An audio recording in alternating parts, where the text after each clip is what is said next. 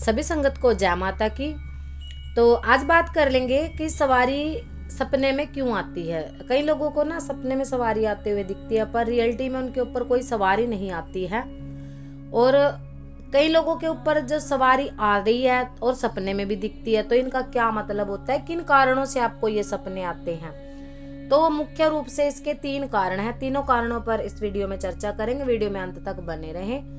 अगर आपको वीडियो पसंद आती है तो लाइक, शेयर और सब्सक्राइब जरूर करें। तो देखो, जिन लोगों को सपने में सवारी आती है, क्या कारण होता है। पहला कारण होता है कि ये भगवान का संकेत होता है कि आपके ऊपर सवारी भविष्य में आएगी। सवारी किसकी है? ये देवता की भी हो सकती है और आपके घर के पितरों की भी हो सकती है, और कोई ना कोई प्रेत आत्मा की भी हो सकती है, या फिर कोई ना कोई चौराहे से लगी शक्ति भी हो सकती है। अगर आपको सपने में सवारी आ रही है तो देखो, जो लोग बहुत ज्यादा पूजा पाठ कर रहे हैं उनको अगर सवारी का सपना आ रहा है, ये देखो स्थिति के आधार पे निर्भर करता है। अगर बहुत सारे पूजा पाठ करते हैं लोग और उनको सपने में कई बार ऐसा हो जाता है कि मेरे ऊपर सवारी आती है, पर रियलिटी में उनको वास्तव में सवारी नहीं आ रही है, पर सपने में दिखती है कि हमारे ऊपर सवारी आ रही है, हम जोर से खेल रहे हैं, लोगों को झाड़ा लगा रहे हैं और बड़ी किलकार मार के एक तेज ऊर्जा के साथ हम जोर जोर से, हमारी गर्दन घूम रही है, शरीर तोड़ रहे हैं पूरा। और रियलिटी में उनको जैसे शरीर पर भार महसूस होता है, और सवारी आने के बाद उनके शरीर में दर्द भी होता है।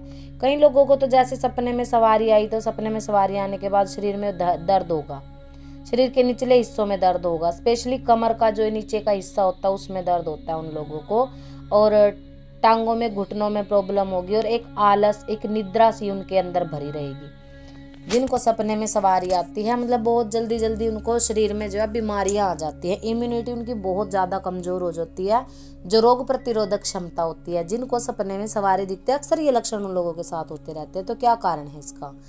देखो, भगवान अपने भक्तों को ना कई तरह से संकेत देते हैं, और सबसे पहला संकेत तो स्वप्न के माध्यम से ही मिलता है। क्यों? क्योंकि स्वप्न के माध्यम से हमारा जो अवचेतन मन होता है ना, वो कहीं ना कहीं जो हम दिन में सोचते हैं, जो पूजा पाठ करते हैं, वो कनेक्टिविटी बनती है हमारी ऊर्जा भगवान की ऊर्जा से कहीं ना कहीं उसका कनेक्शन जुड़ता है, संपर्क होता है, और उसके माध्यम से, उस संपर्क के माध्यम से जो है भगवान हमें संकेत देते हैं कि कहीं ना कहीं जो आपकी पूजा पाठ है वो स्वीकार हो रही है। और अगर आपको सवारी दिख रही है तो भविष्य में सवारी आने का ये लक्षण हो सकता है। दूसरा क्या कारण है? दूसरा कारण ये होता है कि कोई व्यक्ति पूजा पाठ भी नहीं करता, उसने एक नॉर्मल से भी नॉर्मल पूजा पाठ, सामान्य से भी सामान्य, कभी कभार दिया लगा लिया, कभी कभार मंदिर चले गए, ज़्यादा पूजा पाठ नहीं करी, कोई मंत्र जाप नहीं करते कभी कभार, पर उनको भी सपने में सवारी दिखती है। ऐसा क्यों? हमने तो कभी पूजा पाठ नहीं करी। अब उन लोगों का सवाल ही होता है, हमने तो कभी पूजा पाठ करी ही नहीं, पर हमें सपने में सवारी आता दिखती है। क्यों? इसका कारण ये है कि आपके परिवार में, आपके कुल में आपका कोई ना कोई बड़ा बुजुर्ग, आपकी माता पिता, दादी दादा, कोई भी पहले भगवान की भक्ति कर चुके हैं, या तो वो गद्दीधारी रहे होंगे, उनके ऊपर सवारी आती होगी। और अगर वो गद्दीधारी नहीं भी थे ना, और अपने जीवन काल में उन्होंने पूजा पाठ करी है, भक्ति करी है भगवान की, वो भी आपके शीश पे सवारी लेकर आते हैं स्वप्न के माध्यम से। बिना पूजा पाठ करने वाले व्यक्तियों को भी ये सपना दिखाया जाता है। तीसरा कारण क्या है?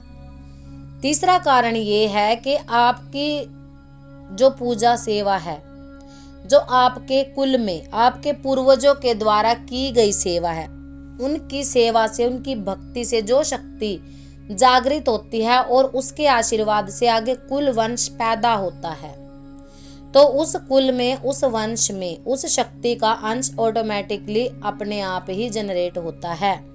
अब क्योंकि ये तो प्रकृति का नियम है, जैसे माता पिता के जेनेटिक गुण जो होते हैं वो अपनी संतान में आते हैं, तो सीधी सी बात है, जो शक्ति, जो ऊर्जा उन्होंने जीवन भर जिसकी पूजा करी है, जिसकी सेवा करी है, उसकी कृपा और आशीर्वाद से आपका जन्म हुआ, तो उस शक्ति की ऊर्जा कहीं ना कहीं माँ बाप के शरीर से आपके शरीर में भी साथ में चलती है।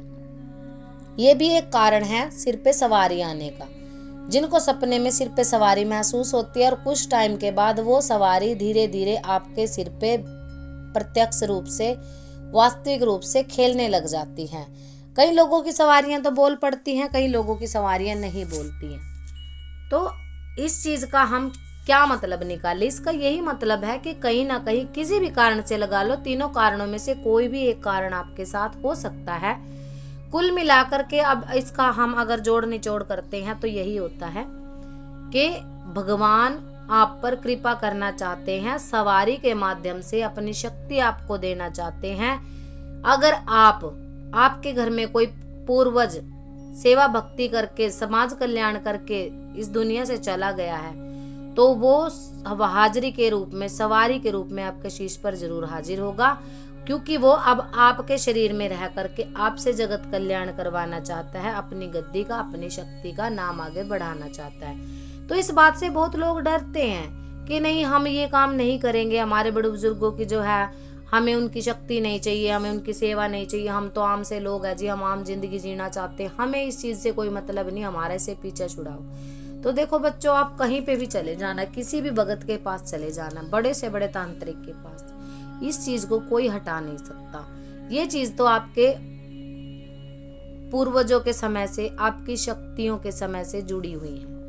इन चीजों से आप पीछा नहीं छुड़ा सकते। कोई अगर आपसे इस चीज के लिए भारी पैसे की मांग करता है कि हाँ, हम आपकी ये सवारी बांध देंगे, इसको आपसे दूर कर देंगे, बंधन हो जाता है, ये मान लिया, बंधन करते हैं, परंतु बंधन कितने दिन रहेगा? और अगर आप उसका बंधन करवा देते हैं और वो सवारी आपके सिर पे आना चाहती है, दुखना चाह रही है, पूजना चाह रही है घर में, और आपने जाके किसी भी तांत्रिक से, किसी भी तंत्र करने वाले भगत से उसको बंधवा दिया कि हमें ये चीज नहीं चाहिए, हमें सपने भी नहीं आने चाहिए और हमारे शीश पे भी नहीं आने चाहिए, तो उसका क्या बुरा प्रभाव होता है? उसका ये बुरा प्रभाव होता है कि वो आपको कष्ट देना शुरू कर देती है। सवारी किसी की भी हो सकती है, आपके इष्ट की हो सकती है, आपके पितरों की हो सकती है, घर के जो अकाल मृत्यु को प्राप्त हुई अतृप्त आत्माएं हैं उनकी भी हो सकती है, आपके दादा की, परदादा की, किसी भी बुजुर्ग की हो सकती है।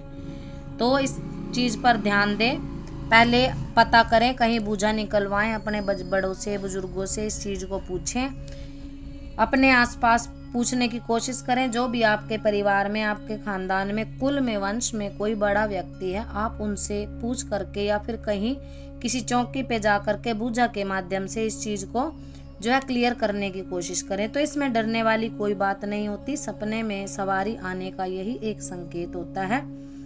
आशा करते हैं आपको ये जानकारी पसंद आई होगी। दीवानी पात्री वाली चैनल के माध्यम से छोटी छोटी जानकारियां, आपके मन के अंदर के सवालों की जानकारियां वीडियो के माध्यम से लेकर के आते रहते हैं। वीडियो पसंद आती है तो एक बार फिर से रिक्वेस्ट, चैनल को लाइक, शेयर और सब्सक्राइब जरूर करें। सभी को जय माता की।